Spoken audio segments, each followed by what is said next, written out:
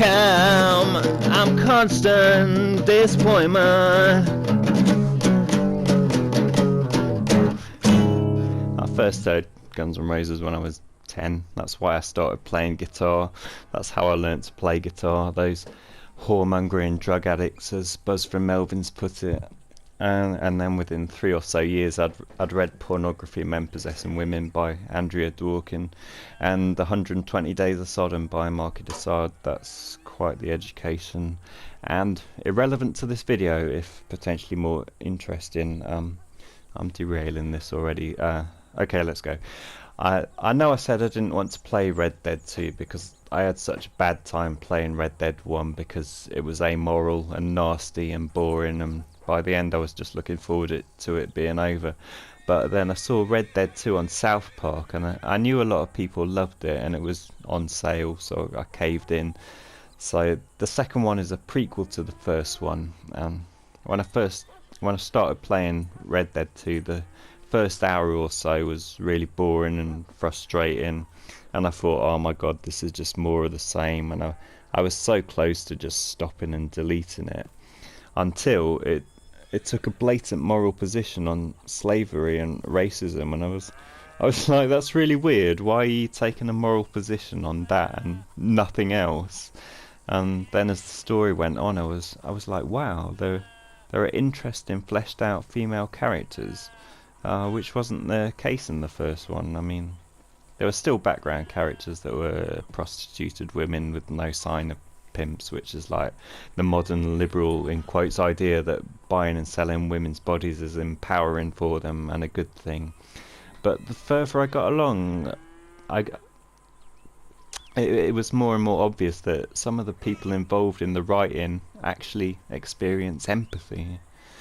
I mean, there was briefly some Native Americans in the first one. By the way, I heard some Native Americans like being called Indians because it shows how stupid the European immigrants were.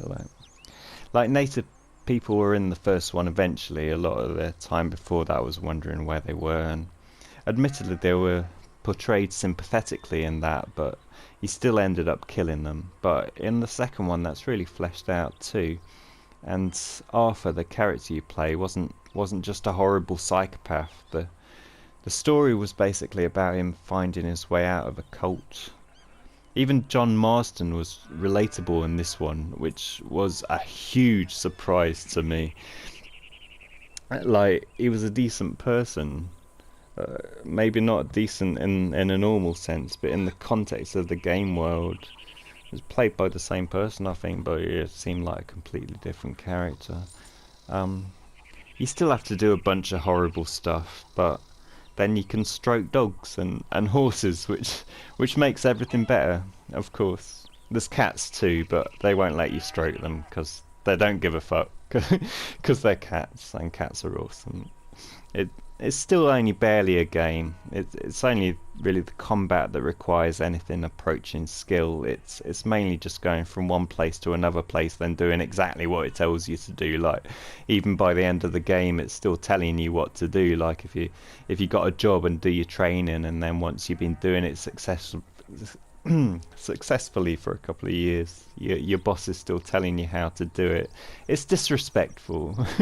And even if you don't manage to do it, it lets you bypass it anyway. Like, if a football team missed 3 goals and the ref was like, we'll give you a goal anyway, you know what I mean. Sometimes you just have to go somewhere and you don't even have to do anything once you're there and you pass the mission. But I ended up really getting into the story and caring about what happened to the people, whereas with the first one I lost all interest. But this one I was like proper emotionally involved. I actually cried 2 or 3 times. Not a lot, but I shed a few tears. I've cried over lots of books and films, but this is only the second game that's ever made me do that. The other one was Separation. I wept at the end of Separation. Separation is the best portrayal of depression since The Bell Jar. I related the fuck out of that one. The music in Red Dead 2 is really good as well. There was one rubbish song, and some of the audio mixing of the speech was a bit off, but generally that helped a lot. So yeah, I've decided the first game isn't canon, didn't really happen, doesn't exist. And what really happened is the people left at the end of Red Dead 2, I won't say who in case you want to play it, but they ended up living long, happy and peaceful lives. In my mind, I'm really glad I gave in and played it, because that lingering bad taste Red Dead 1 left in my mouth is gone now.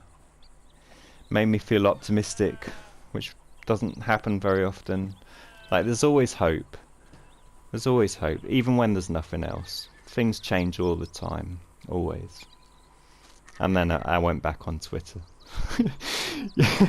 You know what I mean? uh, Peace, or no justice, no peace, whichever you prefer.